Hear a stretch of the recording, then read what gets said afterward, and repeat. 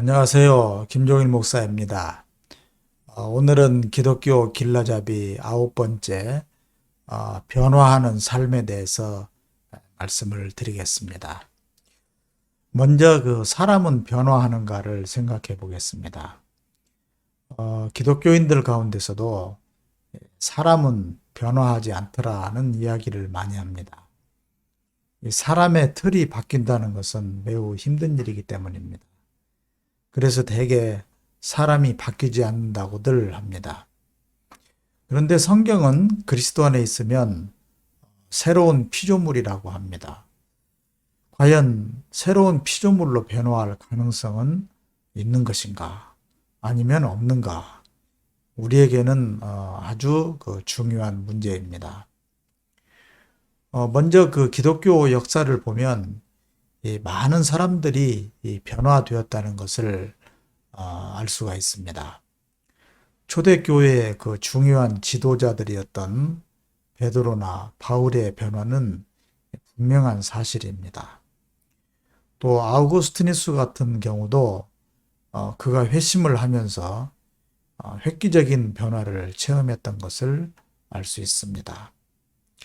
한국 교회사에도 보면 이 불량배가 회심해서 성자가 된 경우도 있고 또 인격이나 사상 이런 것에서 많은 변화가 일어난 것을 우리가 확인할 수 있습니다. 그래서 바른 신앙으로 사는 사람은 변화할 수 있다고 생각합니다. 물론 변화가 어렵지만 변화는 분명히 가능하다고 믿습니다. 그런데 우리가 좀 분명히 알아야 할 것이 있습니다. 이 변화는 신자의 기본이며 이 목표라는 것입니다.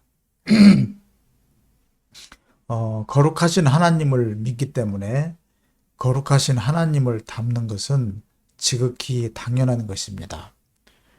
만일 우리가 거짓말하는 신을 믿는다면 분명히 거짓에 빠지게 될 것입니다. 또 폭력의 신을 믿는다면 포악한 사람이 될 것입니다. 그러나 신자는 거룩하신 하나님을 신으로 믿기 때문에 거룩해질 수 있는 것입니다. 그럼 이제 변화를 위해서 한 세 가지 제안을 드리려고 하는데요.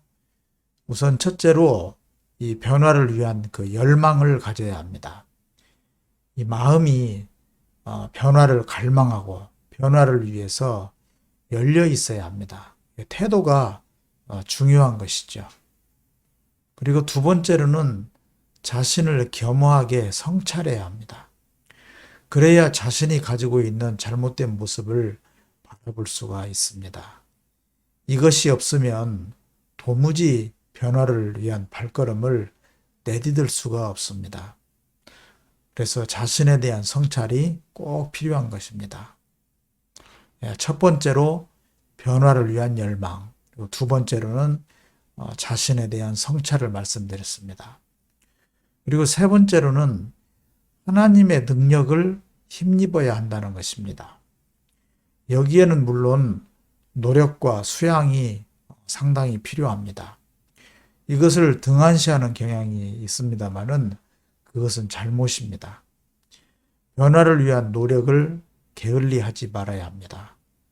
그러나 이제 이러한 노력도 필요하지만 하나님의 능력을 힘입는 것이 가장 중요합니다.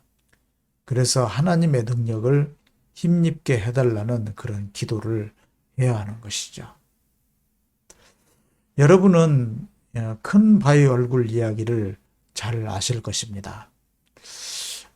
소년이 어렸을 적부터 이 큰 바위 얼굴을 보면서 마음 가운데 이런 사람이 과연 누구일까? 언제 나타날까를 생각하면서 순박하게 살았다고 합니다. 이 큰 바위 얼굴을 늘 마음속에 그리면서 살았기 때문에 그가 이렇게 장성했을 때는 큰 바위 얼굴을 닮은 그 주인공이 되었다고 합니다. 이 이야기가 주는 교훈처럼 우리 마음에 하나님을 늘 모시고 이 하나님의 말씀을 묵상하면서 살아간다면 우리의 내면에 깊은 성숙과 변화가 일어날 것입니다. 바울 사도의 권면입니다.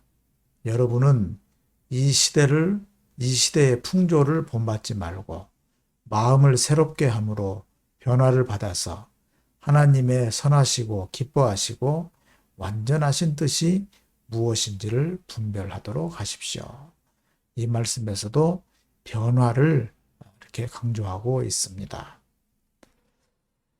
그리고 우리는 그리스도의 그 장성한 분량에 이르기까지 자라가도록 기도해야 합니다. 이것을 부담스럽게 생각할 것이 아니고 사실 이것은 은혜이고 복입니다. 우리의 그 삶이 그리스도를 닮아서 변화가 이루어지면 그 삶은 축복이 아닐 수 없습니다. 이렇게 이제 변화된 인격체로서 살아갈 때 성도의 삶은 그 행복한 자아, 또 행복한 가정, 이것이 점점 사회와 국가, 그 세계로 연결되어 갈 것입니다. 이것은 하나님의 나라 실현에 아주 귀중한 초석이 되는 것이 확실합니다. 그래서 우리 날마다 조금씩 새롭게 변화되어야 합니다. 어려운 일이지만 그러나 앞서 말씀드린 대로 하나님의 능력을 힘입으시면 됩니다. 그래서 하나님의 나라를 이루어 가시면 좋겠습니다. 시청해 주셔서 감사합니다. 안녕히 계십시오.